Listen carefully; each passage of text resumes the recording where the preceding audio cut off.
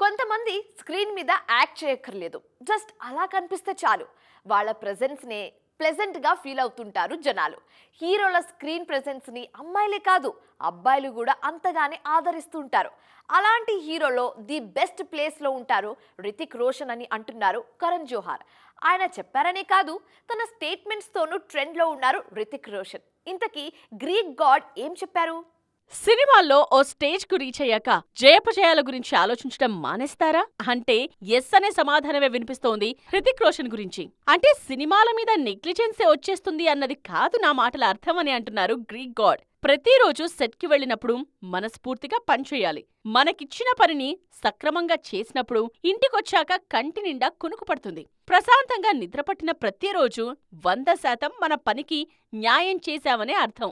కాకపోతే కొన్నిసార్లు మన పని ప్రేక్షకులకు నచ్చుతుంది, మరికొన్నిసార్లు నచ్చకపోవచ్చు. అంతే తేడా అని అంటున్నారు హృతిక్. రీసెంట్ గా రిలీజ్ అయిన వార్ 2 ప్రేక్షకులను అంతగా ఆకట్టుకోలేకపోయింది. దీని గురించి కూడా స్పందించారు హృతిక్. అయాన్ ముఖర్జీ పనితీరు తన్ను ఉత్సాహపరిచిందన్నారు. అదే జోష్ తో తాను కూడా పనిచేశానని, అన్నిసార్లు ఫలితం మన చేతిలో ఉండదని అన్నారు. అంతేకాదు, హిట్ ఫ్లాప్లను తలకెక్కించుకోకూడదంటారు ఈ స్టార్ హీరో.